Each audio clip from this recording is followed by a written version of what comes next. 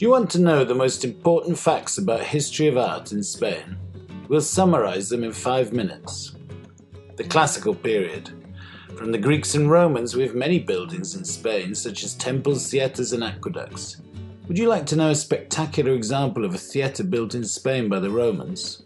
Here it is, the Roman theatre in Merida. Also from this period come the Doric, Ionic and Corinthian styles. Can you tell them apart? The Romans left us many public works, such as causeways, aqueducts and circuses. Do you know the aqueduct in Segovia? The Visigoth period. The Visigoths were influenced by Roman culture and built churches using horseshoe arches as well as columns and pillars as support. They also used Corinthian capitals, simpler than the Roman ones, and images of animals and vegetation as decoration. A good example of this is the church of San Juan de Baños in Palencia. The Hispanomuslim period. The Muslim presence in Spain brought a new style of art which enriched our heritage. In the mosques and palaces, chapiters inspired by the classical style are common, although they are more stylized and refined. The interior decoration is very rich, with many horseshoe or lobed arches, wooden ceilings and domes, and walls with script in Arabic and passages from the Quran. A perfect example can be found in Granada. Do you know which monument we mean? The Alhambra, of course. The Romanesque period. Centered mainly on monasteries and churches for pilgrimage purposes, Romanesque art is characterized by its sobriety and meditative atmosphere, with low lighting, robust walls and pillars, and very small windows. Half-point arches and barrel vaults are also common. In the churches we can find all the artistic elements, from painting to architecture and sculpture. An example is the Pantocrator found in the Church of San Clemente of Taul in Lerida. In Spain there are a number of examples of Romanesque churches, mainly in the north. One of the most representative is the cloister of Santo Domingo de Silos in the province of Burgos. The Gothic period. With the advance of the Middle Ages, the cathedral became the most important building in the city. Gothic architecture is more vertical and luminous as a symbol of heavenly ascension. The windows are bigger and use rosettes and coloured glass to light up the interior of the cathedrals. Gothic is one of the easiest styles to identify. Just look at the arches and windows.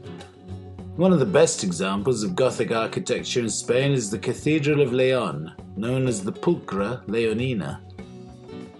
The Renaissance period.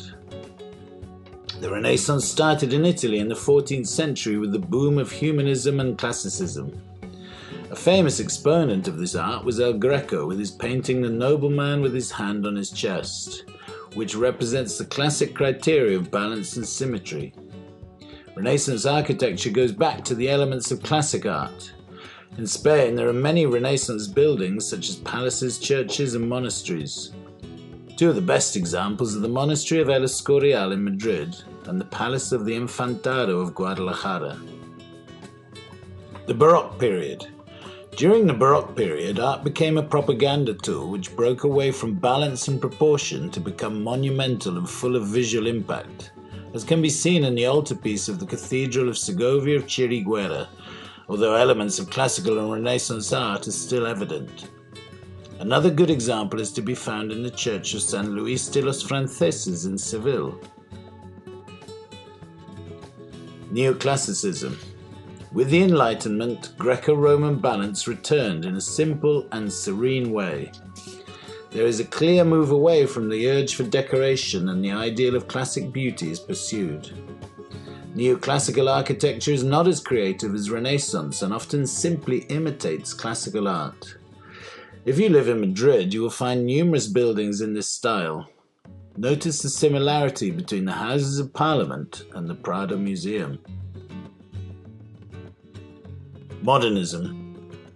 Modernist architecture tries to break away from the past in order to create a never-before-seen art movement. It imitates nature and uses vegetation and waves as its inspiration. It could almost be said that architecture and sculpture come together in modernism. Symmetry is abandoned and decoration and sets of colours abound, and the imagination runs wild. In Barcelona, the city of modernism, we can find several examples of this style, the Sagrada Familia and the Batlló house, both by Gaudí, being the most famous examples. The present day. In this period, the most emblematic buildings are skyscrapers, the headquarters of big companies. The evolution of these buildings can be followed in Madrid by comparing the Torre España, made from bricks, with the four towers, made from steel and glass, an authentic challenge to nature. Banknotes and art. Now we want to propose a challenge. Have you noticed that on the banknotes there are different architectural elements that correspond to the different periods that we've mentioned? Here you can see 5, 10, 20, 100 and 500 euro notes. Would you know how to recognize the period on each note? To check your knowledge, you can find the answers at www.historyofspain.es/arte.